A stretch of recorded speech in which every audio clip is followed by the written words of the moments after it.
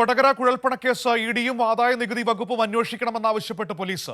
ആദായ നികുതി വകുപ്പിനും തെരഞ്ഞെടുപ്പ് കമ്മീഷനും പോലീസ് വീണ്ടും കത്ത് നൽകി.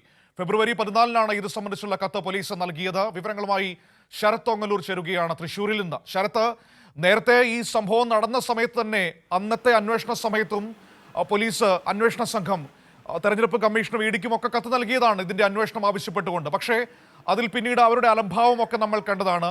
ഇപ്പോൾ തിരൂർ സതീഷിന്റെ വെളിപ്പെടുത്തലിന്റെ അടിസ്ഥാനത്തിലാണോ അന്വേഷണ സംഘം വീണ്ടും കത്ത് നൽകിയിരിക്കുന്നത് കേന്ദ്ര ഏജൻസിയുടെ വരവ് ആവശ്യപ്പെട്ട്?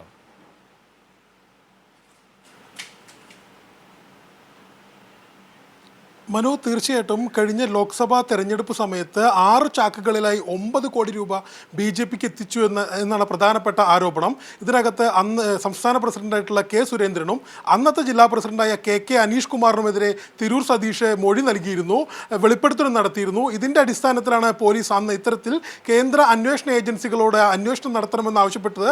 കാരണം ഇത് കള്ളപ്പണ ഇടപാടാണ്, ഇത് രാജ്യദ്രോഹ കേസാണ്, സ്വാഭാവികമായിട്ടും പോലീസിൻ്റെ പരിധിയിൽ നിൽക്കുന്ന കേസല്ല എന്ന രീതിയിലാണ് പോലീസ് അന്ന് കേന്ദ്ര ഏജൻസികൾക്ക് കത്ത് നൽകിയത്. എന്നാൽ അത് കേന്ദ്ര ഏജൻസികൾ പരിഗണിച്ചിരുന്നില്ല. ഇതിനെ തുടർന്നാണ് ഇപ്പോൾ വീണ്ടും കത്ത് നൽകിയിരിക്കുന്നത്. ഇതിനകത്ത് വളരെ പ്രധാനപ്പെട്ട ഒരു കാര്യം, തിരൂർ സതീഷ് ഇത്തരത്തിൽ കള്ളപ്പണ ഇടപാട് നടന്നു എന്ന അറിയിച്ചുകൊണ്ട് കുന്നംകുളം കോടതിയിൽ ഒരു സ്വകാര്യ അന്യായം ഫയൽ ചെയ്തിട്ടുണ്ട്.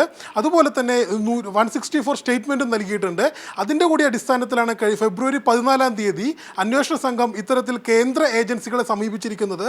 കാരണം കഴിഞ്ഞ ലോക്സഭാ തെരഞ്ഞെടുപ്പിനനുബന്ധിച്ച് ജില്ലയിൽ സംസ്ഥാനത്തൊട്ടാകെ എത്തിയിട്ടുള്ള കള്ളപ്പണത്തിൽ ഒരു ഭാഗമാണ് കൊടകരയിൽ വെച്ച് തട്ടിക്കൊണ്ടുപോയപ്പെട്ടത്. അത് കൃത്യമായിട്ട് ജില്ലാ കമ്മിറ്റി ഓഫീസിൽ എത്തിച്ചിരുന്നു. 6 ചാക്കുകളിലായി 9 കോടി രൂപയാണ് എത്തിച്ചിട്ടുള്ളത്.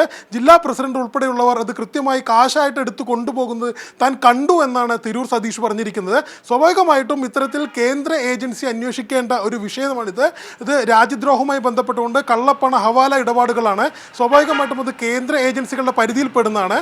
ഇതറിയിച്ചുകൊണ്ടാണ് പോലീസ് ഇത്തരത്തിൽ ഫെബ്രുവരി 14-ന് ഒരു കത്ത് നൽകിയിരിക്കുന്നത്. മനു.